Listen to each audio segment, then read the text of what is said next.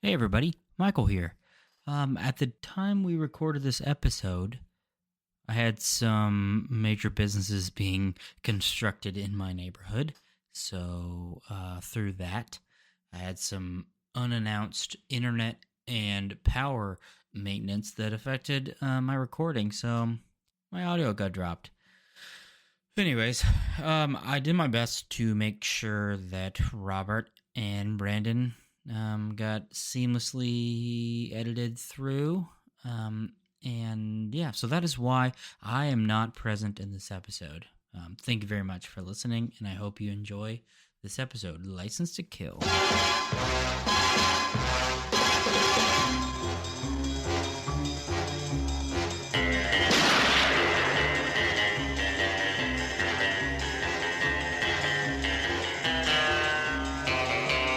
Hey everybody, welcome back to Check the Gate, a Film Lovers Deep Dive. I'm Bert, and as always I'm joined with Brandon. Hello. And today we are doing our fourth film in our James Bond series. A film that takes us to the 1980s with Timothy Dalton. I've mentioned before that he is my underrated Bond. I wish he did more than two. This is a movie that I find quite fun for how fucking dark it is. It's wild going from like the kookiness of Roger Moore's Spy Who Loved Me to like now we're watching drug lords like feed men to sharks and stuff. So, yeah, great. Brandon, you chose this film. Mm-hmm. Why this one and not The Living Daylights? I suppose if you were. This was one of the first James Bond movies I ever watched. Oh, hell yeah. Yeah. And loved it. Like, I loved it. I loved it then. I loved it now. It is kind of hokey at times, but Sure. it's the 80s. Who cares? Yeah. The cocaine 80s, baby. It was... it's such a fun movie. Like, It is. By the way, this is considered one of the least financially successful James Bond movies of all time. yeah, and it's and- hit or miss on reviews. I mean, you read really bad reviews and you read really good reviews. I think it is so jarring that, again, I think I have opinions about this. Like I've said, I really love Timothy Dalton. I think he just kind of got a bad rap because he followed the Adam West Batman of James Bond. You know what I'm saying? So like people got like legitimate emotional whiplash from James Bond, where like the one previous, this is his second of two. His previous film, Living Daylights, isn't like this dark, but it's still a little bit more grounded, I guess you'd say. Where we do have our gadget segment, which is I feel like the first time we've had like a proper gadget segment. True. In a minute. But after that, I'd say it's pretty grounded, his movies. And there's not a lot of humor. There's still some of that tongue-in-cheek, wink at the camera stuff. But they wanted to like get a bit more grounded, take it back to the actual novels. I guess a lot of this stuff is pulled from the novels, where Felix Leiter is killed in the novels by a shark. And all this fun stuff. And Dalton is like a Royal Shakespearean actor. And so, like, him just, like, sinking his teeth into, like, this, like, suave British spy and then just add, like, that ruggish, aspect to it where he's just like, I don't give a fuck. They killed my friend. He's in that Yellowstone spin-off series, like, whatever, 1913 or whatever it is. I did not know 1819, I can't remember. 1923, whatever. 1979. Anyways, but he's in that, and he is the exact same. Like, I've never seen him bad, man. It's fantastic. And he's got these like really, really intense bushy eyebrows, and he plays this like rich guy who's just trying to steal all the land and get even more rich, And he is so good. He's such a dude. He's a hoot in Hot Fuzz as like the bad guy. Yeah, like, yeah. This one feels like, of the four that we've seen, is probably the one that hasn't aged the most. Like, where you can definitely tell, like, the two in the 60s, one in the 70s is like, okay, like, this is all just, like, very much of an era. where honestly I feel like you could have slipped Daniel Craig into this movie and it would have been the same movie, you know? And I feel like the storyline is relevant. You know? Again, yeah, it's pretty grounded. It's not like somebody trying to hold the world ransom while he has like satellite nukes pointed at the earth. It is the fucking drug with dealer sharks guy. with laser beams on them. Yeah, it's just a guy who's They're just got trying a to drug run den. drugs. He's Breaking Bad. He's got that gooey Play-Doh cocaine that I'm sure doesn't smell like cocaine when you. Or sorry, doesn't smell like gasoline. Gasoline, yeah, right. That's what I was thinking. I'm like, God, that's gotta. Ugh. You got to add just a little bit of the not otherworldly, but like the James Bond like. I mean, come on. I don't know. It turns into gasoline and then it turns back into cocaine. The far-fetchedness a little. Got to turn it there up. There are aspects of Davi's plan that we'll get to because it's obviously highlighted as does the plan make sense? Where I feel like this is the first time where I'm like, I might need a little help talking myself through this a bit, especially with the whole Wayne Newton of it all. No, Wayne Newton's awesome in this movie. Bless your heart. I love him. Bless your heart. Yeah, he's a creep. Totally. He's out there playing Wayne Newton. He's got to be creepy in real life, dude. God, but I just like this. I watched this a few weeks ago because I hadn't seen it in forever. Probably since I rewatched all of them with my wife, and that would have been fucking 8 years ago. And just like a nice warm glass of milk, just like sliding on the couch and just being like, "This is what's up." Like, I'm so excited going forward. Yeah, not that I wasn't with the previous three. It's just like now I feel like we're in my era a bit more. I totally can relate because as soon as this movie started, I got like a wave of nostalgia, just like exactly like settled into the couch. Was like, this is going to be fun. Yeah, and it was great. No. Well, let's talk a little logistics before we talk the rest of this movie. This, again, I don't even know if we mentioned the title. Michael, you did. This is 1989's License to Kill, the second of two Timothy Dalton movies about a vengeful James Bond goes rogue to infiltrate and take down the organization of a drug lord who has murdered his friend's new wife and left him near death. The top three films, 1989, Back to the Future Part 2, Batman, and Indiana Jones and the Last Crusade. A ticket cost $3.99, which is equivalent to $10.31 our money. The budget for the film was $32 million, which is equivalent to $82.7 million, and the box office was $156.1 million, which is equivalent to $403.5 million our money. And it's odd that they're not odd, but they're like, this is one of the least most successful Bond movies, and it still made, almost half a bill our money. You know what I'm saying? Like, yeah, and I think it's often one of the standards are so high. Yeah, and I think it's often overlooked because the next one that came out was like huge in GoldenEye. Yeah. Like, I think it's just overshadowed. Yeah, we'll talk at the end of this how we transition fully from Dalton to Brosnan. And before that, I should say nominated for 0 Academy Awards. But on the front end of it, Roger Moore, we talked about it, he's the oldest Bond. At the time, until Craig dethroned him, was the longest tenured Bond. While he has been the most years, he has done 7 movies, so he's done the most movies. And by View to a Kill, one that people say is the worst one, I disagree. He is looking very much like a 60-year-old man. Mm-hmm. I mentioned that he found out that the Bond girl, his love interest's mother, was younger than him, and that's when he was like, I think I might be too old to be James Bond. And so he decides to bow out. And Albert Broccoli, who is now in full control of the Bond series, as Saltzman is now left, he sold his rights to Broccoli. They say, I know exactly who we're going to have on For Your Eyes Only. We had a Bond girl named Cassandra Harris. She was married to Pierce Brosnan. We're calling up Pierce Brosnan. It's the 80s, baby. He's got the look. we're making the call to him. Brosnan, however, was on a TV show called Remington Steele.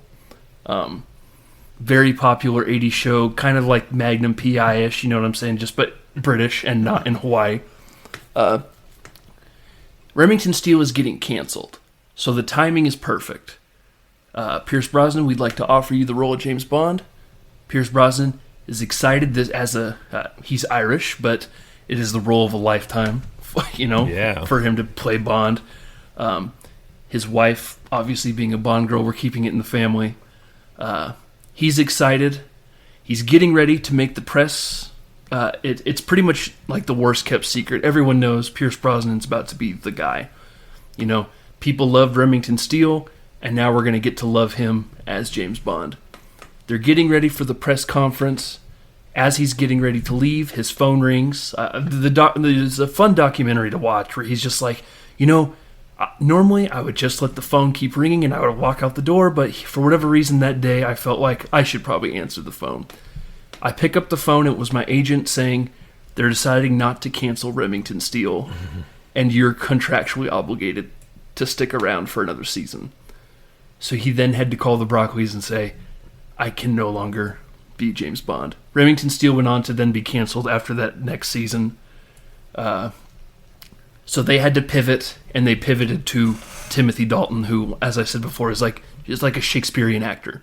Like, he's been in a lot of he's been in a lot of movies, but like it's all just like real like costume dramas like that, like very much like. And then he did a lot of theater. They kind of took a chance on this guy, and god darn it, I love him for it. Pursuing the role, comes out with The Living Daylights. People are again not crazy about it because it's a little less. Again, I just think that when you go from A View to a Kill to Living Daylights, like, that's a different crowd. Yeah. Same with this one. Like, the people who grew up and are all like, oh, now let's go watch James Bond. Oh, my God, they're feeding a man to a shark. This is miles away from... I don't even know why it's that big of a deal, because we're literally watching Blofeld feed women to sharks and stuff like that. It's just like, where's the difference? I guess the difference is the tone. It just doesn't seem chipper and happy. And it is, like you said, Michael, very much a revenge story. So everything has to be... does Bond smile until the end of the movie? He's just got that look on his face like this. How do we feel about this cold open? Love it. You love it? Love it. This is like the one thing the wedding of it all kind of like cheapens it a little bit because it makes it seem like a cartoon to me. But I don't know. I thought it was just like really cool. Like, what's a fun stunt that they do? Oh, for sure. That, but just like straight out of Dark Knight Rises lifts like the opening scene from this opening scene. Yeah, but I internally battled with it. I'm like, it seems hokey that it's at a wedding, but at the same time, it's a nice DEA bust that has to happen, or else they're gonna miss their opportunity, and the whole thing is just fun. I love how obviously we've mentioned before, cold opens kind of like set the tone. Mm-hmm. Not all of them play into the rest of the story. Some do. I think I kind of prefer when my cold open sets up the rest of the movie. I love that. That way we're so this whole DEA crackdown where Bond and Felix and then their friend Sharky, whose father is Coral, who is in Dr. No, gets killed in Dr. No. Unfortunately, Sharky meets the same fate in this movie too, but they're on just the whole hokiness of we're stopping them and then just being like it's the DEA, and it's like Franz Sanchez, the craziest, most evil drug lord from Ifmouth, who's bribed everyone from here down to Chile, and we're in what, Florida? Yeah, we're in like Key West. He's finally out in the open, and we can nab him. And Bond says, "Well, I'm your guy. I'll do it." And then obviously Felix Leiter, a character that we've seen a few times pop up in these movies. Mainly, he's like the guy who's tailing Bond in Goldfinger. Mm-hmm. Almost always played by a different actor, and we obviously don't see him again until Casino Royale. Decides he's going to come along with it as we take down Sanchez.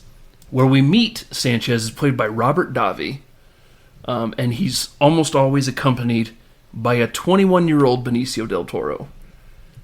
When my wife walked in the room and she recognized, she goes, "I've never seen him this young You're before." like, hey, is that? And you're like, yep. Yeah. He's not quite as mumbly as he becomes famous for, but he does have, like, when he talks, it is so fun to watch. Yeah. Just because he's, like, clearly just, like, I mean, he's the same person. He just, like, chews every ounce of scenery he's in. He pulls that knife out, and there's, like, the most exaggerated whoosh, like knife sound when he pulls it out. The reason why Davi is out in the open is because his girlfriend is out there cheating on another man, to which they say, Benicio del Toro is going to cut this dude's heart out since you love him so much, and then I'm taking you back with me. Yeah. And, you know, obviously I feel like the movie's really setting the tone just to be like, this guy's a bad guy because, like, he's beating her with his belt and stuff, like, anyway, get in the Jeep, because obviously those helicopters flying around that say Coast Guard is obviously DEA, and we got to get out of here. They get taken to an airfield where Davi escapes in a plane, but Bond's like, I have an idea. Our helicopter can go just as fast as an airplane. To which they silently are flying above him. So good. So good. Bond just says, let's go fishing. Has them use the crane winch. He goes down, ties it to the back of the plane. They yank him up, and it just pulls the plane straight up, which is a real stunt they did, by the way. Yeah. Like, and it's awesome. Yeah. Like, this is the one thing I'll always give to these older Bond movies is, like, there was no CGI. Like, you fucking did it. If you couldn't, fake it with, like, a miniature, obviously we've seen some really bad stuff where, like, there's clearly dummies getting thrown. We see a few dummies get thrown out of airplanes in this movie. Yeah. But, like, stuff like that is just like, we did it back then. We got our hands dirty. Hooray! Davi has been captured. Oh, but we're late for the wedding. Good thing we have these parachutes where Felix and Bond parachute into the wedding. The bride is there doing the, where have you been? I just had to take care of a few things. Bond definitely slept with that woman, right? For sure. She runs up to him and hugs him, like, right away. Yeah. It's like, you dirty scoundrel. Well, the wedding tradition of the bride always gets to kiss the best man, right? And I'm just like, I don't know. I don't remember that one. I wouldn't let Bond be your best man. And then he goes, I think it's the other way around. I'm like, oh, well, it's the same thing, I guess, but still, that's the tradition. And that takes us into our title sequence. Such a great song, dude. So good. Come on. I think the visuals are still lacking for me. Like, since it had been so long since I've seen it, I was like, man, they're doing, like, a lot of stuff with casinos and then, like, Nikon cameras. And I'm like, I don't remember there being a lot of stuff with cameras. And I guess it's because of the gun that he has. But I was like, man, they went all in on those cameras in the... for a gadget he uses one time, and then they steal it from him. Yeah. But it's got the cool kaleidoscope effect that I dig. The silhouettes of scantily dressed women or not dressed women. There's later on in the movie, one of the tanker drivers has, like, a nudie mag taped behind him, and, like, I'm just like, there we go. Does it not count? Does that not affect your rating because it's like in the 80s and 90s? I swear to God, no, because, like, these movies, some of them are PG. Like, if it's a pinup, are they considering that art? So therefore, it doesn't. Yeah. So it's not lurid nudity if it's like a pinup in the background, Yeah. We talked about this when we did Titanic on that other podcast, a PG-13 movie, and there's, like, a whole 10-minute sequence of him drawing a very naked woman. Like, Just like, does that not count for your... It doesn't matter. After Shirley Bassey absolutely crushes License to Kill, it's weirdly out of my top 10, but it is such a jam. No, it's so and good. Honestly, the song during the end credits, I might put a little higher. The Patti LaBelle, If You Asked Me To, I was like, this is just a vibe, guys. The I whole too wanna make soundtrack on this is great. Yeah. But man, I just feel like the opening title with that song and just like it fits the time period. I got a license to kill, and you know I'm coming straight to your heart. But doesn't it have that 80s movie vibe? Like hell yes. Like yeah. Miami Vice, like esque. Yeah, it was just so good. I think the Miami Vice-ness of this movie is very like clear. Relevant. The Bond franchise has always been good about being 2 years behind, like the times.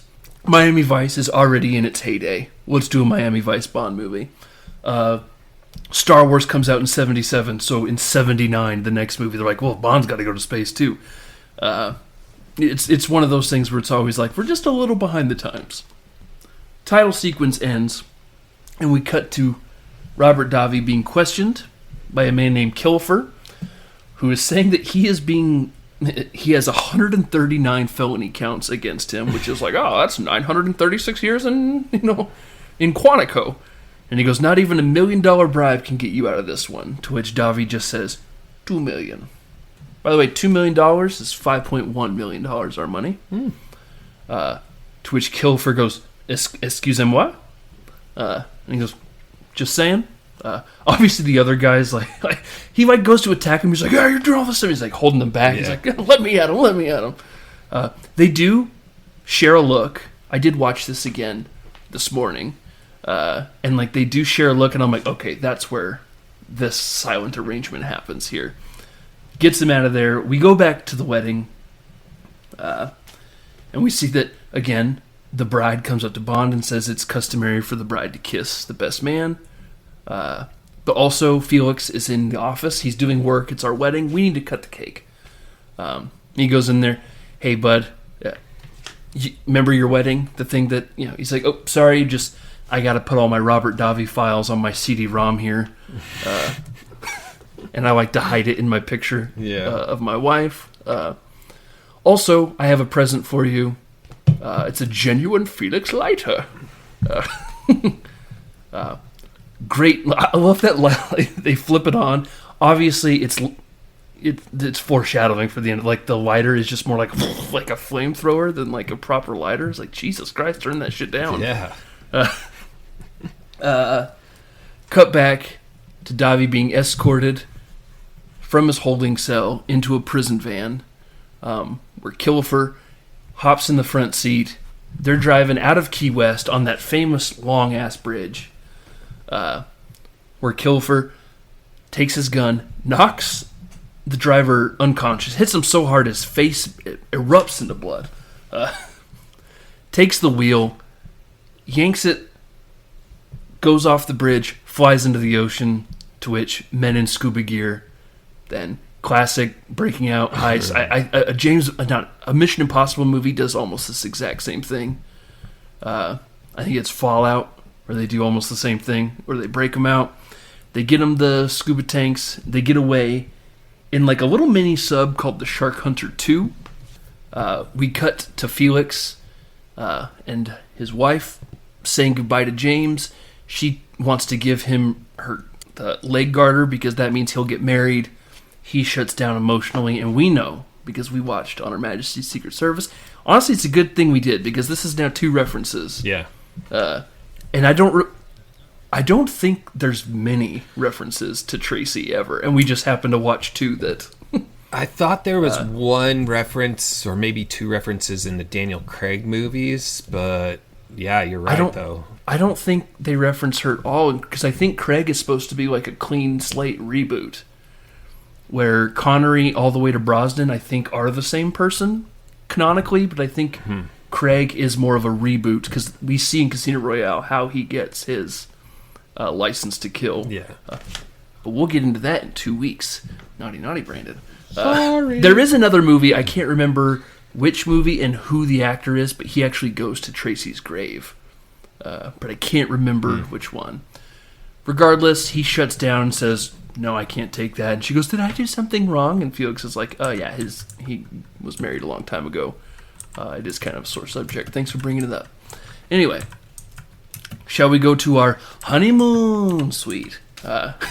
He picks her up, takes her into the room where they see clearly there's some drug men in there, and he goes, whoa, leave her alone. I'm the one you want. Where Benicio del Toro kind of pops out behind him, judo chops him on the back of the neck, knocks him unconscious. For your eyes only. Is when the they Cassandra Harris one. That's Roger Moore. When they go to her grave. Nice. Felix comes to, and they're in like a marine dock. We find out later that there was using, like, this was like a shark hunting station. That's what the mini sub, the Shark Hunter 2, was for. Takes the blindfold off. We see not only Robert Davi and Benicio del Toro, but Killefer standing right in front of him. To which, he's like, you son of a bitch. And he goes, hey man, can I give you $2 million? That's quite a payday. Maybe you understand that. He's like, what happened to my wife? And that's when Benicio del Toro hits us with, according to the AFI, the #1 quote. No, I'm just kidding. Whoa. No, I wish it's not on there. I think this is kind of it's not a well-known thing, but this line, I think mainly the line reading lives rent-free in my head. Where he's like, where's my wife? And he goes, it's okay, we gave her a nice honeymoon. And then I think he has like 3 more lines the rest of the movie. It's just like, came, saw, conquered. Honeymoon. Nailed it. Del Toro, can we get another reading on that? Oh, yeah, sure. Honeymoon. Oh, okay, let's just keep it. That's a wrap. They strap him to a pulley system where Felix is telling Davi, I will see you in hell. And he goes, oh, actually, funny enough, we're not going to kill you. This is actually the first day of the rest of your life. He's on a pulley system. They put a giant hunk of meat on the other end. They open a door where there's a shark below them. They throw the meat in, which yanks him up. And as the shark eats the meat, it gets lower, till he's got his little feetsies, his little piggies in the water. And then the shark starts eating his leg, and we see him kicking and screaming with one leg missing underwater. Blood is pouring out like crazy, and now parents are taking their kids out of the theater.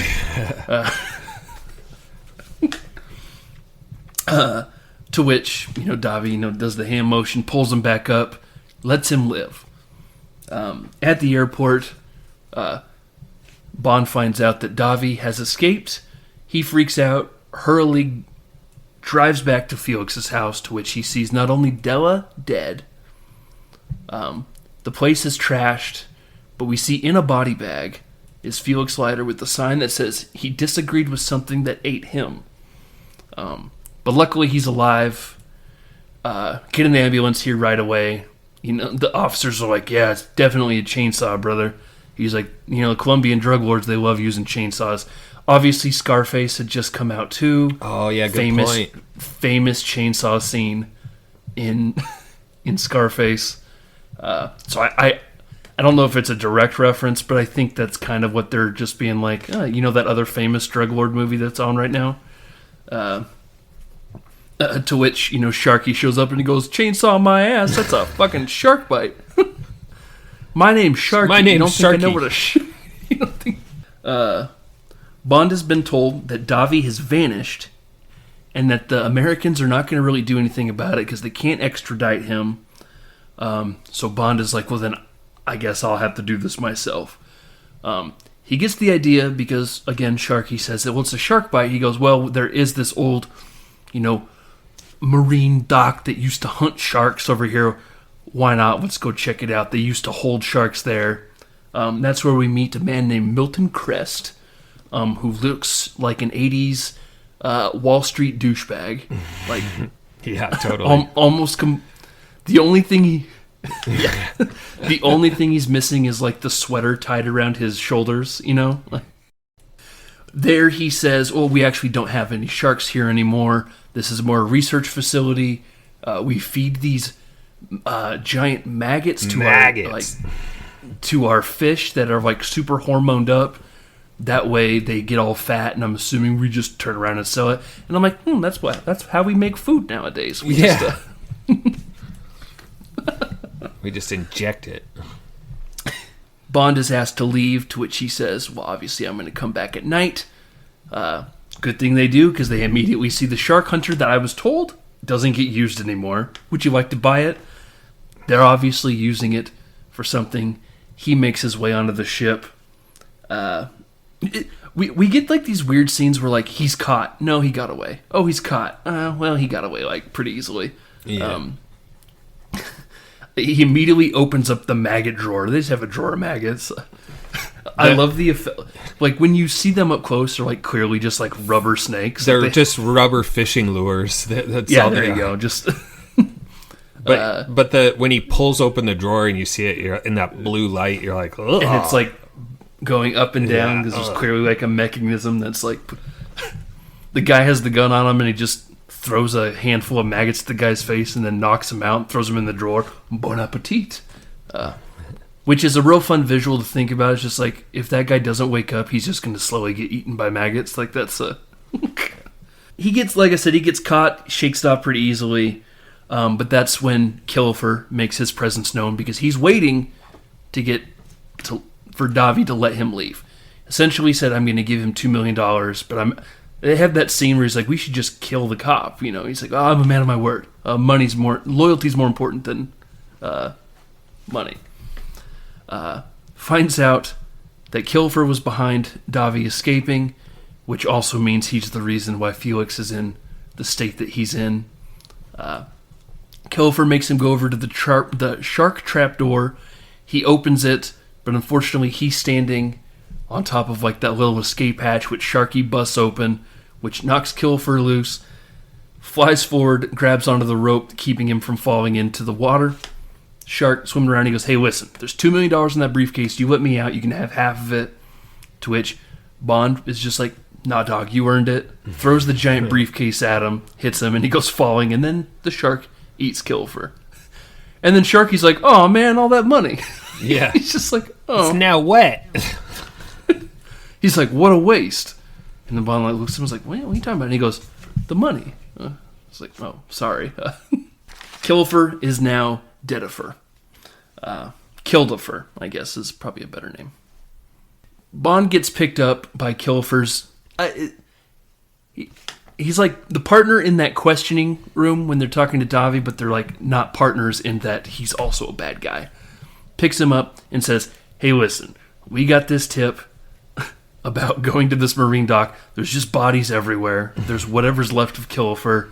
Crazy, we got that random tip. And Bond's like, well, at least somebody, cares about what's going on. He goes, listen, I'm not an idiot. I know you did it. Told you not to. You did it anyway. You went rogue. Don't appreciate that. Timothy Dalton says, you've clearly never seen any of my movies. That's what we do. You say no, I do it. He goes, unfortunately, I have to take you in. They go to Ernest Hemingway's house, like a real location that they're filming at, where we see M. I know you're thinking, I didn't think we were going to get an MC. We do. He's out in the mission. He says, listen, you're supposed to be in Istanbul a day ago. You can't let this get too close. I know he was your friend, Felix your friend, but let the Americans handle it. To which Bond says, they already told me they're not going to. And he goes, doesn't matter. You have a job to do, so you need to go. To which the second time in this series, Bond says, well, then I resign. To which M revokes his license to kill. Name of the movie. But they get into a bit more of the license to kill in Casino Royale when they actually talk about how he gets it in the cold open. And it's pretty much just allows him to kill whoever he needs to get the job for Queen and Country. So he's been revoked, so now he can't kill anybody anymore. His learner's permit. You're suspended. We You're take gonna have to go down we to the take DMV, away the S when you're suspended. No. It's now spelt with a C. No. Bond decides he's going rogue, hightails it out of there. Like, he even makes the dumb Ernest Hemingway joke where he's like, we're taking away your license to kill, and he goes, I guess this is a farewell to arms. And I was like, okay. Right. He was inspired. The British government won't have his back, but he makes his way out of there. M stops the men from shooting and killing him. And Bond follows Cress, and just, I love how he, like, his super secret disguises as a manta ray. Yeah. But the more funny moment is that, like, the captain grabs Crest and goes, we found something huge on the monitor. And they look at, there's a picture of it. It's, like, in my head, I was like, oh, so it's one of those bing sonar things. Yeah. Like, no, clearly that's a manta ray. Which is what Crest says. He goes, oh, thanks for wasting my time. That's clearly a manta ray. He uses that to slip onto the boat, where he finds that Davi's girlfriend, hanging out in Crest's bed. He says, well, this is, Crest gave me his cabin. He just is kind of keeping me here to keep eyes on me. She doesn't know where Davi is. We look out the window and we see they're bringing Sharky's dead body onto the boat. And then, like, the guy who killed him is making the joke, his name was Sharky and everything. Bond gets pissed, kills that man with a fucking harpoon gun. To which Crest is like, what's going on? Sees Bond jump in the water after that guy, takes his gear away from him. He's dead. He doesn't need it anyway. Uses that scuba gear to try to escape. We get another. This is like the second movie we've done with like an underwater scuba chase too. So like it's really hard to like heighten drama when everything's like in slow motion underwater. We see a prop plane land on the water. Crest is sending out his little drone boat that's full of money to this prop plane, where they take the money out and they put drugs in. Bond, seeing what happens, hops onto the drone, takes it out, starts stabbing the bags of coke, destroying everything. The camera on it like looks at him like, well, we obviously got to stop this guy. Yeah. They go to attack him, but then he shoots the harpoon gun. He apparently reloaded the harpoon gun. Shoots it at the plane, so as the plane's taken away, he's water skiing away. So good. Makes it onto the plane. The plane's like trying to swing to get him to fall off. He makes his way in because there's another hatch. Like, they don't hear that hatch opening as they're like flying. He opens the door and knocks that one dude out of the plane. And you can see that like there's like a parachute on his back. Like, and then murders the pilot, and that's where we get like another great dummy getting thrown out of a plane scene. Limp body. As Crest watches the plane fly away. Bond doesn't get too far because he once again goes back to Felix's house. There he roots through everything he knows he has that CD-ROM in that picture. Pulls it out, brings it, and knows that it's all of Felix's other informers, just to see if anybody's alive. He sees they're all deceased, except for one person, a P. Bouvier, that they're supposed to meet on Thursday at midnight at the old local Roadhouse honky tonk. Just in the, I'm sure Roadhouse had just come out too. He rolls up to that bar, and it's just like it's like Terry's in there. It's just Your first step, you stick to the floor. A lot more smoke than Terry's, but Yeah. by the way, well, I meant to look up how much is $3.50 in 1989. That's how much 2 beers cost. I was like, that seems like it would still be a lot. They were the stubby bottles too. Yeah, $9.05 for 2 beers at the Roadhouse honky tonk. For a bud with lime. He happens upon Miss P. Bouvier, who she says her name is Pam. Pam Bouvier. Pam? Pam. Pam. He says, don't freak out. I know you're expecting Leiter. He's in the hospital. And she goes, well, that makes sense, because these 2 guys over there in that corner have been at this bar for hours. They haven't ordered anything, and they've just been kind of like looking at me. And then we cut to them, and they're just like, She was like, I'm assuming they're here to see who I'm supposed to meet up with. Cut to, now that Bond is here, Benicio del Toro comes walking in, sauntering in. He tells Pam, "Don't freak out, I'll take control," to which he says, "I have a shotgun in between my legs. Like, don't fucking worry. Like, I got this. I'm an American. I just start blasting." Anyway, so I started blasting. I love Del Toro comes and sits down. And he's like slinking across. He's like, he's so. The word I kept thinking of was like slimy. He's very lizard-like in this movie. He's like a greaser from The Outsiders. Yeah. He's got that slick hair. Like, he looks sharp, like with the leather jacket and the red shirt underneath, and like that's what he just reminds me. He's got that Yeah. that one silver tooth that he has that spends perfect half the time just like, yeah, that perfect grin, like that semi grin the entire time, and it's just like you're like, man, that guy is creepy. yeah. Also, one of my favorite henchman deaths he has in this movie when we get to it, but he says, "Miss Bouvier, you are a pilot, and boy, do I have a job for you." To which she pulls the shotgun, just like I said. I started blasting. All of a sudden, this honky tonk has turned into a giant roadhouse bar brawl. She shoots like a perfect circle in the side of the bar because he says, "Oh, my speedboat is just on the other side of that wall." She shoots a hole in it and says, "Get it started." He's like, "Yes, ma'am." Bond gets it started. She jumps in. We forgot that we even got a giant swordfish used as a weapon. Yeah. That was pretty. She misses and it ricochets everywhere and things are bouncing everywhere. That guy grabs that big old stuff. Just ramming it.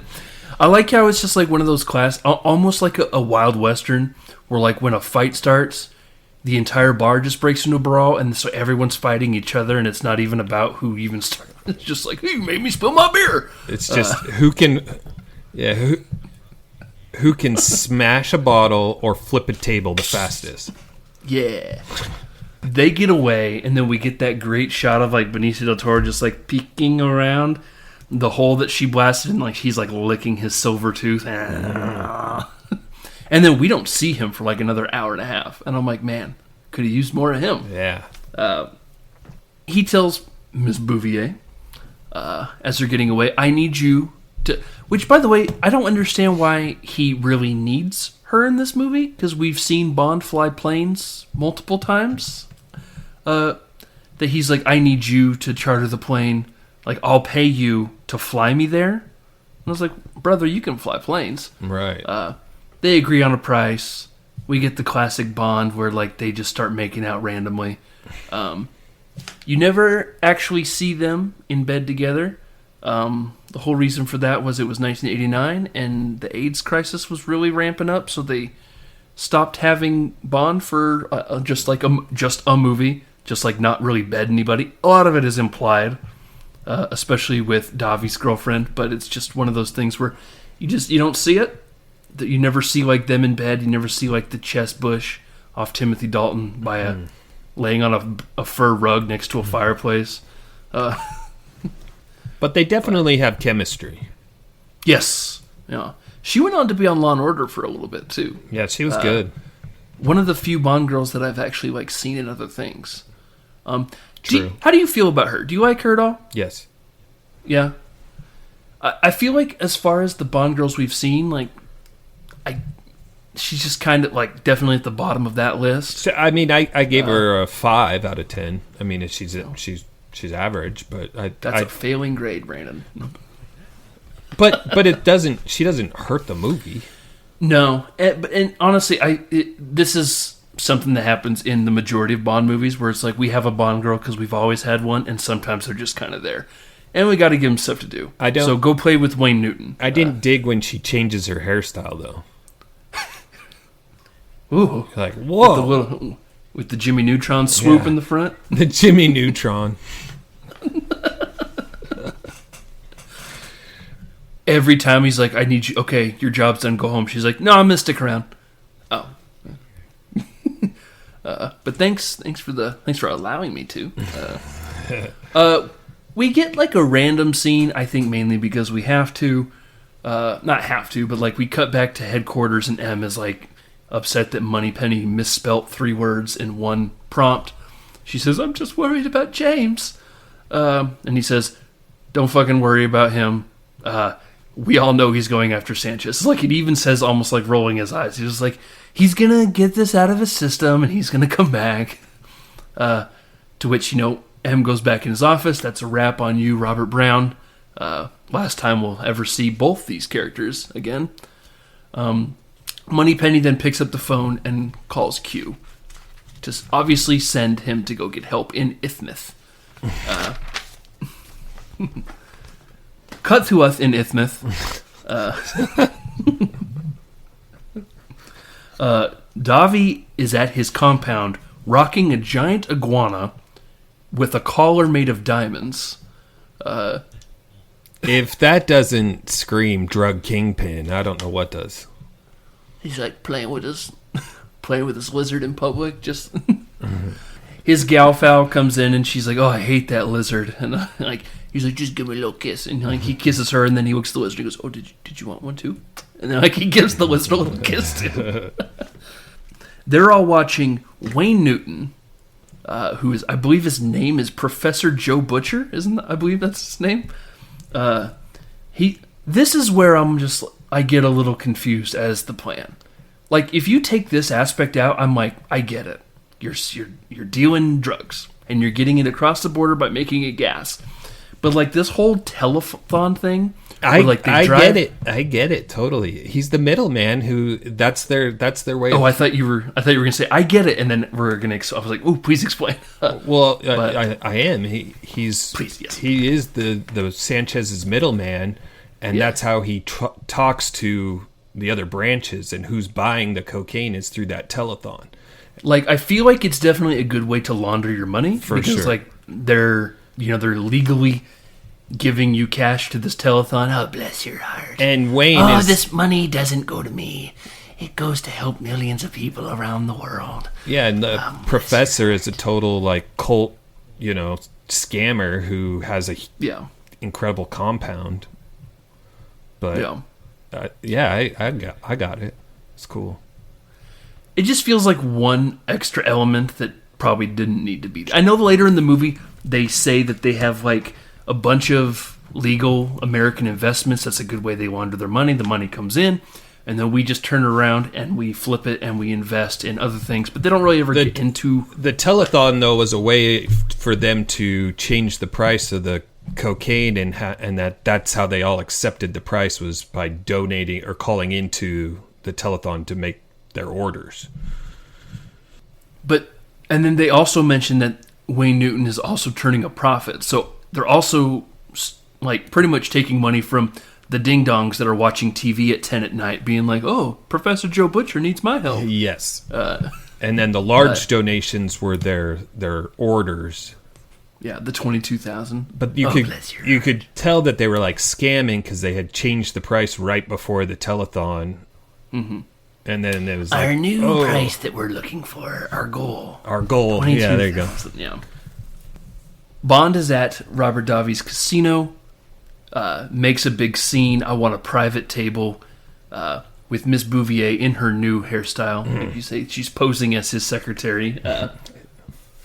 He brings in $5 million in cash to use at the bank, and then wants a $2 million stipend at the casino. The line of credit. Yeah, because I have collateral. And they're like, sure, makes sense to us. He gets a private table at the casino, ups the ante. Let's do $5,000 a box. Also, I want no limit. We see Davi gets a phone call. They're like, hey, this guy has lost $250,000 to us, and he wants to play no limit. One of Davi's lackeys is just like, I saw this guy come in a private plane, and he brought $5 million in cash to the bank. If this guy's already lost $250,000, fucking let him do it. To which which Davi says, okay, no limit of this. Cut to literally 30 seconds later, they're like, he's now $1 million up. His luck So has he's like- changed. Yeah. So they send in the girlfriend. They've already known each other. So he's like, okay, I've been caught. How much am I going to lose? And she's like, I mean, you're going to lose, but it won't be that much, kind of thing. To which he says, how about you take me to your boss? And let's cut out the bullshit and just take me to your boss. To which she says, are you kidding? That'll kill us both. And then immediately takes him anyway. But here you go. Bond tells Davi that he is an unemployed problem eliminator. I love that. Have that on my business card. Problem eliminator. I'm looking for a job. Davi tells him he's going to keep his passport. He's going to go through it for a few days. You're welcome to the casino. Do your thing. And we'll talk later because obviously I need to vet you. And then also while in his office, he notices that Robert Davi sits behind 3-inch armored plate glass. Bond goes back to his hotel where Q is waiting for him, saying that Moneypenny has sent him there, and we get a proper gadget sequence. Don't they fight? Ish, because they're like, the guy at the clerk says, oh, your uncle is waiting for you in your hotel room. That's Why right. I don't fucking have an uncle. So he bursts in there, knocks him away. Oh, it's Q, so we're fine. Moneypenny sent me because she was worried about you. He gives him an explosive alarm clock. Guaranteed not to wake up whoever uses it. We never see that in action. It's just like a fucking random thing he gives him. It's like, I didn't want this anymore. I'm just regifting it to you. Gives him like C4 toothpaste, and then a camera that is actually a gun that imprints on his hand so that only he can use it. And I like Pam busts out like the Polaroid camera that actually shoots a laser, and then the photo it takes is like an X-ray. Just like, I don't know why we needed both of those things. Part of me is like, just have one of those things. Does the camera shoot a laser, or does the camera take a picture that you can see like X-ray? Why is it that when I take a picture, I get the X-ray picture, but it also shoots a freaking laser beam? Did you guys notice that when Q was programming it to Bond's hand, that he's like typing on like a regular like calculator? Mm-hmm. Cracked me up. I was like, hey, that's a calculator. Bond sneaks outside of Davi's bulletproof window while he's having a meeting with Chinese drug dealers. He sets up the toothpaste. Also has like cigarettes as like but the cigarettes were also never given like as the gadget. So I was just like, why did we get the explosive alarm clock? Why not just also give him The cigarettes. the cigarette detonator? Detonator. Like they go together. So it's just like, it's so weird. Like we have a lot of some stuff that we'll never use again.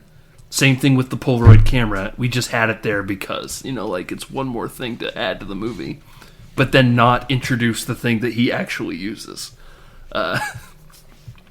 Sneaks away, goes across the street, assembles the dorkiest looking sniper rifle from that camera. Which, while there, he sees Miss Bouvier in an office with one of Davi's probably number 2 guy, Benicio del Toro being his number 1, a General Heller, who I guess is more like his muscle. He's like his top security guy. As he's getting ready to detonate, he detonates, it knocks the bulletproof glass down, he goes to shoot, and then guys, we got a flipping ninja in this movie. I love it.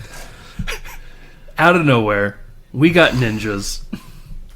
The ninjas knock him unconscious, something that happens a lot. Bond comes to, and he's tied to a slat, to which we see one of the Chinese drug dealers, who Davi already knows is going to give him trouble, because he's the reason why they're setting up the meeting where they're going to go to the compound to show them how the sausage is made.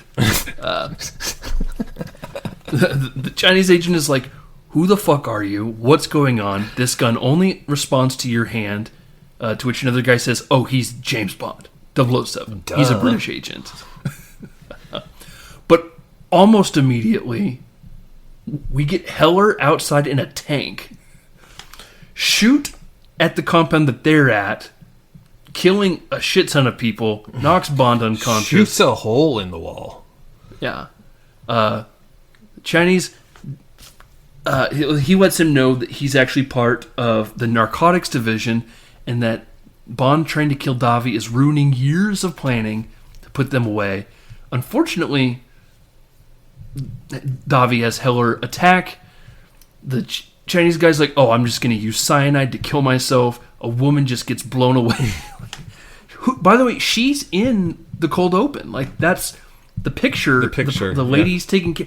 So I'm like, oh. So when I see her pop up, I'm like, oh, so she's going to be in the rest of the movie. Nope. Dead immediately. Blown away. They see that Bond is unconscious and tied. So obviously that's actually helping Bond's backstory better, that he was captured by the people who were turning on Davi.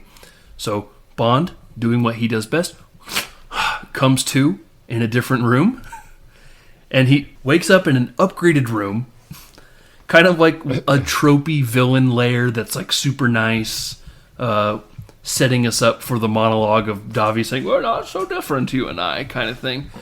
Sick villa. I wanted to know if that was a set or if that was like an actual place that they were filming at. Because some of those rocks like looked hella fake. Like that led, like that winding down to where the boat was. It looked pretty fake. But Davi tells him that he trusts him because obviously the enemy, the guy who was trying to turn on me, had you locked away. He recognized me when I was in the casino, so he was probably trying to get information out of me to get to you. And then, Davi asked Bond, did they say anything to you? He goes, well, they were very well briefed, which makes me think they probably haven't. One of your men is an inside man and isn't actually an informer for them. To which Davi immediately is like, all right, I got to go talk to Crest and also give me a dozen reliable men. So he's almost immediately like, if any of my men are going to flip on me, it's this Wall Street fucking sweater wearing motherfucker. Send him in because I have to have words with him. As the ship is coming in, we see, by the way, Timothy Dalton is wearing just like a regular t-shirt in this scene, and he looks so weird. It's never mentioned, but like he's obviously snooping, but just like not seeing him in like a suit or anything. He's like literally wearing jeans and a t-shirt. Not wearing a tux. Yeah. Yeah. They're snooping onto the ship. Pam Bouvier is like posing as the harbor master who like drives the ship right into the dock. It's just full speed ahead. Davi's watching and he's like, what the fuck is going on? You're crashing boats into docks. You owe me a shit ton of money. By the way, where is my money? And he goes like, hey, brother, we can talk about this inside. It's all good. He tells the story of how this man came, he stole the drugs, he destroyed it all, and then he water skied away on an airplane as it took off. You don't believe me? Yeah, he was like, come on. Davi's girlfriend, you were there, you saw it too. And she was like, I was in my room for most of it. And he's like, fuck. Davi tells his men, go look for a safe. Cut to Bond and Pam Bouvier hiding a shit ton of money in like a air compression tank. I'm assuming it's like for the bends and shit like that, because there's like a little bed in there too. Like for the guards obviously see the stack of cash that's hiding there. They go and get him. Davi grabs Crest, sees the money in there, throws him in that tank, and decides to turn the pressure all the way up. Obviously painful for Crest on the inside. He's like, my ears in it. Takes the axe, breaks the tube, and then Crest pops like a zit. And then the remainder of the parents took the remainder of the kids out of the theater. Yeah. While Bond is just like floating in the water, just watching the whole thing happen. Davi comes back to his house where Bond has made it there first. He's back in bed, just laying there shirtless. Yeah. Wakes him up and says, your tip about the inside man turned out being great, so here's a big fat stack of cash. I think Bond gets a little too greedy and says, I wonder if there's another inside, like obviously trying to set up Heller. But I think it gets the wheels going a little motion for Davi, where it's just like, okay, what are you trying to get at? I think he tries to get a little too greedy and says, oh, why one? Why not two? Yeah. Davi says, how about tomorrow morning you come with me to the compound? We'll show you where we make the drugs. Which that next morning, They do. They all line up in a convoy. We get like Q out there like talking into a broom. He's Broom. like, pulls the giant antenna up, and he's like, "They're on the way!" Like, and then he just throws it behind him.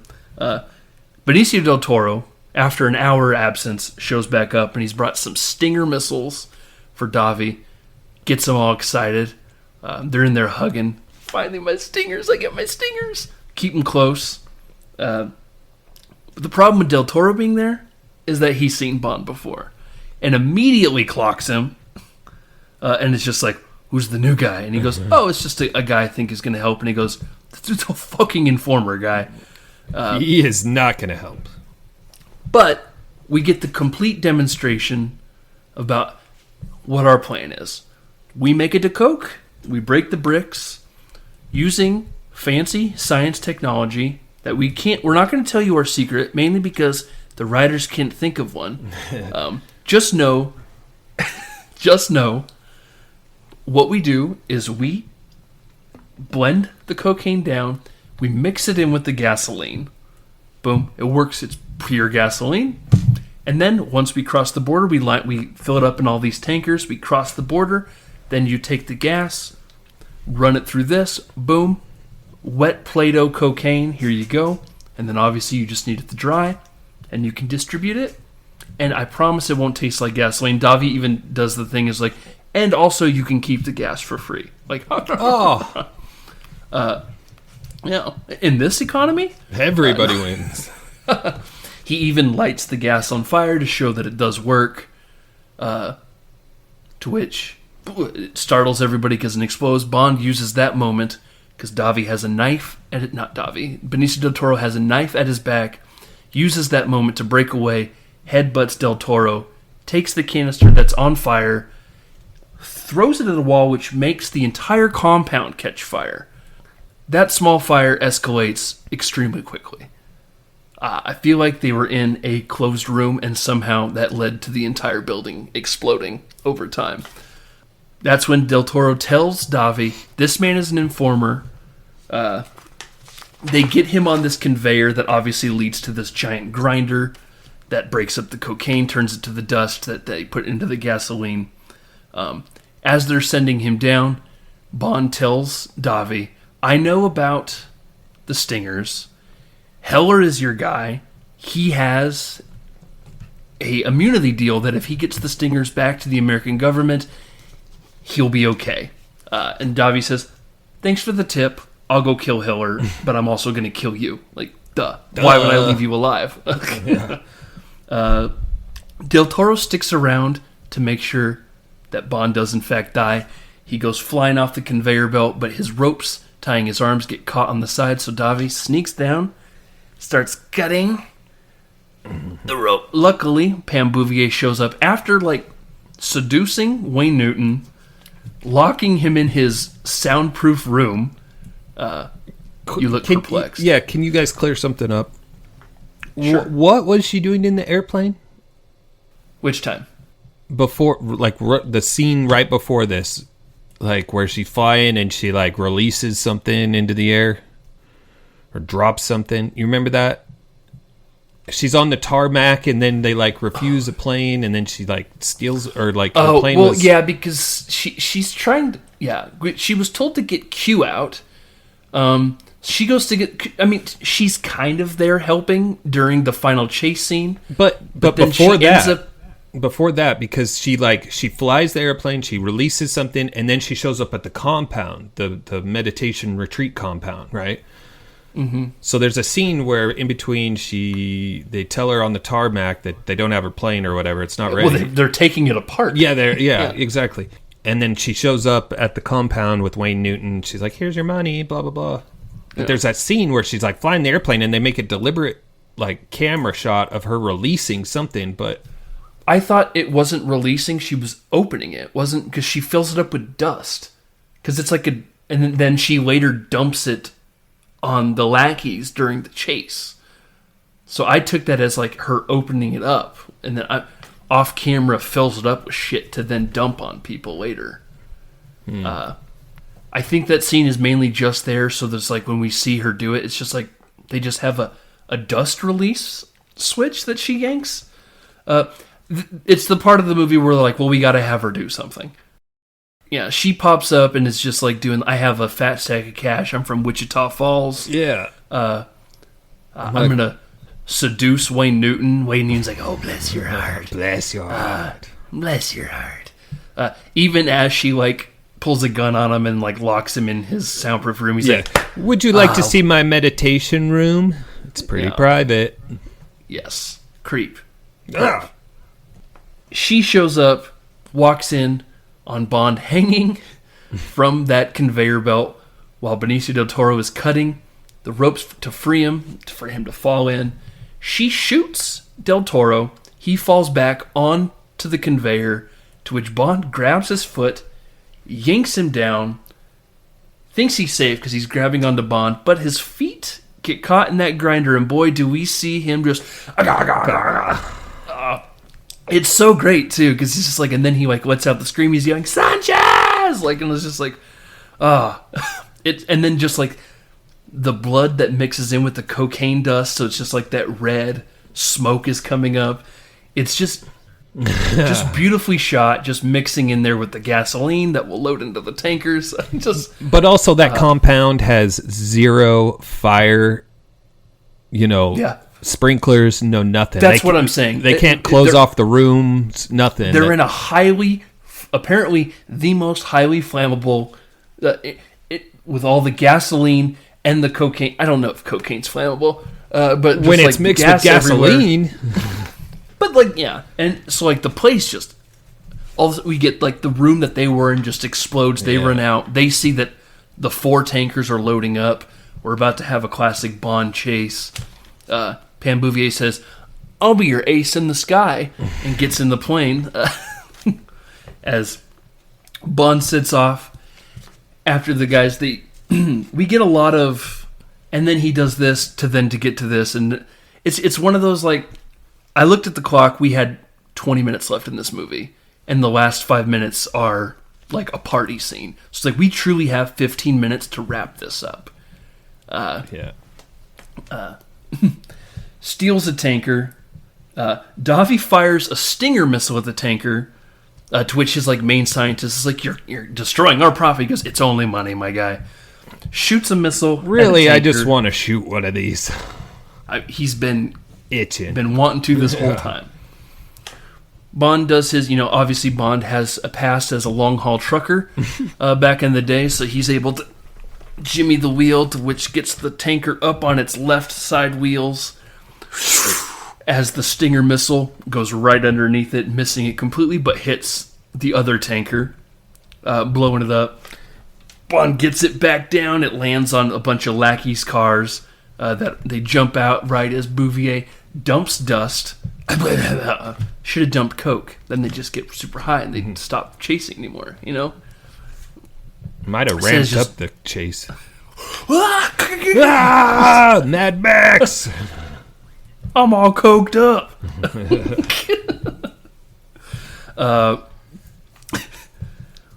Bond lands the car. Shit, he loses control a bit. They're kind of like in this hilly terrain.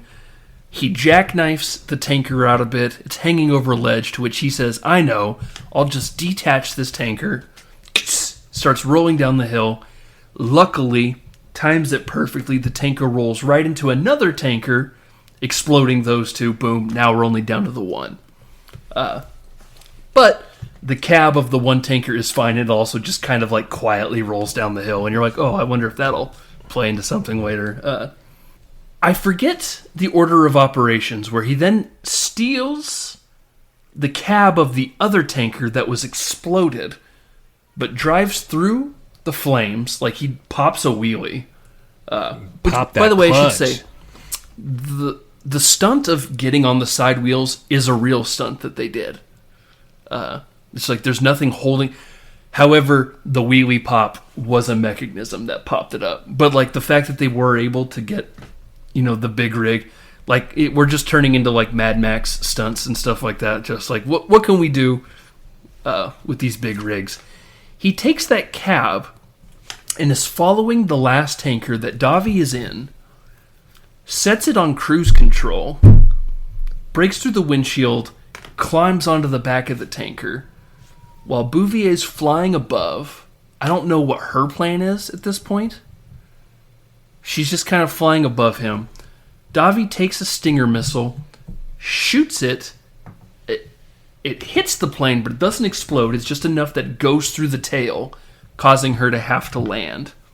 So when she lands and gets out, she sees the cab of the semi-truck just roll to a stop that's like unmanned. So she's like, okay, that's what I'll get in. Crashes it through that nice, perfectly placed valley of rocks. Just rips the wings right off. You're like, oh, Just this... tucks her in all nice and safe. Yeah. Davi gets the idea that he is going to climb on the back of the tanker too, and we're going to get like a nice classic villain fisticuffs, a classic Donnybrook, if you will. But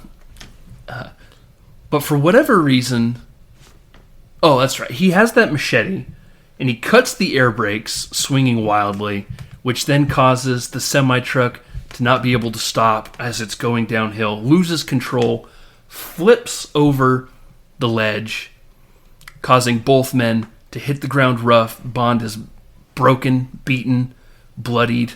His suit's all messed up. He starts crawling away, and that's when we get like that really great shot of like the machete right on his face. Throws him against a rock. We see the gasoline that's just absolutely just pissing out of this tanker. Davi winds up for the kill shot, to which he says, "Don't you want to know why?" And he goes, "Yeah, sure. I guess tell me. I have a few moments." Yeah. Let's take a minute to reflect here. He pulls out his genuine Felix lighter and uses that to ignite Davi, who is absolutely just covered in gasoline. Goes up like a dry tree, just and is put out of his misery. You know, and then just like any classic Bond movie, you know, we get saved. You know, we get the honk. He looks up, and there's Bouvier driving that Kenworth cab. Hi. Where you And been? something I find incredibly odd. Why are they having a party at Davi's house? Didn't make sense unless it was his girlfriend throwing the party. But when you see Bond wake up in that bed, like those fish statues at the end are there. So I'm like, that they are at Davi's house. It's the same place, yeah. Throwing a hootenanny, to which, you know, Q is there with Bouvier, and then Davi's girlfriend lays a big old smooch on Bond and says, "You should stay with me." And he goes, "I can't. I'm in love with someone else." And he looks over. Bouvier gets all jelly, and she leaves. Bond jumps off a ledge into a pool, to which he tells her, "I only have eyes for you, baby. There's never been anyone else. There never will be anybody else." She pulls him into the pool, and they make out while Patti LaBelle's "If I Ask You To" starts playing. And the camera pans over to like that creepy looking fish statue that's like the eyes are like moving and shit. It's just, The bug-eyed fish. you know, and then we get like the freeze frame of them making out in the pool. "If you asked me to." And I'm just like, damn. Credits. A+. I loved this movie, guys. That's a lot of fun. It breaks my heart he only did 2. And let's talk about that for a second. He was contracted for, I believe, 5, or I think it was 6 years. During that time, we had... I got to pull this up so I can say the correct thing. There was a 4-year legal dispute between the producers of the Bond films, which is Eon Productions, essentially, and MGM, which was all fighting over who had the distribution rights. I believe a contract was up, and there was just a lot of infighting. Broccoli actually got sick on set, and Died. he passes. I believe he passes away during the filming of GoldenEye, but this is the last movie he's on set for. GoldenEye is dedicated to him. He's still alive during this movie, but I think Brandon's looking that up real quick. Yeah. I thought I read something contradictory, but... It's definitely the last movie he's alive for. Yeah. Is this one. But it completely halts production. They had a script ready to go. It was going to be called Property of a Lady. It was going to take place in China. Dalton was on board. But because of these issues, there was a 4-year legal dispute that caused them. One, Dalton's contract expired, but once they finally got everything sorted out in, I believe, 94, Dalton requested that he walk away. These contracts are insane where you can't do any, you're like on Bond's beck and call. If they need you, you say, I'll be there in 5 minutes kind of thing. It got to the point where he wasn't able to do anything in those 4 years. And then now that it was time to, we finally figured it out. Would you like to re-up your contract? He was like, honestly, I think I did it. Like, I'm good. I'm not getting any younger. And so he kind of just gracefully bows out. It wasn't the big thing is people think, because it wasn't financially successful, they gave him the boot. They actually wanted him to come back. But he was just like, you know what, I think I'm kind of over it. And that's when they say, well, who was our actual number one choice for the Dalton era? Let's pick up the phone and call Mr. Brosnan. And that's where we go next time. But the thing about the Brosnan movie we're doing his last. Yeah. So we're skipping the entire 90s, guys. This is an 2002 film that we're coming in next week. Obviously, we'll get into why Michael wanted that one specifically. I'm excited. It's definitely not anywhere near my favorite Die Another Day next week. Well, but I think that's why I like that we're gonna do it. It's because it's not one of the more popular.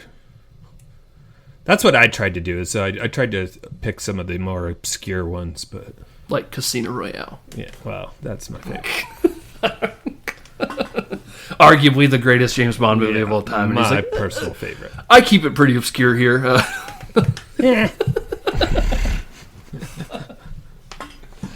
Anyway, anything else we need to touch on Mr. Timothy Dalton? Arguably, probably the most book-accurate James Bond. I've said it so many times I don't need to keep saying it. I really wish he would have gotten another swing. Yeah. Honestly, it'd be interesting to see if they ever went to Brosnan. If he continued to make, let's say he makes 4 or 5 movies. It'd be interesting to see if they ever go to him. What does the future hold? And do we get the hard reset? I think, we'll talk about it next time with Die Another Day. I think it goes so in the opposite direction of bringing back that slapstick that I think they just do a full-on hard reset and they go back to the grounded, Daniel Craig era. So it'd be interesting. I'm always interested. I was like, I wonder what would have happened if there wasn't that legal battle. Dalton made another one in, 92? They tried to crank them out every 2 years, but because of that, there was a 6-year gap.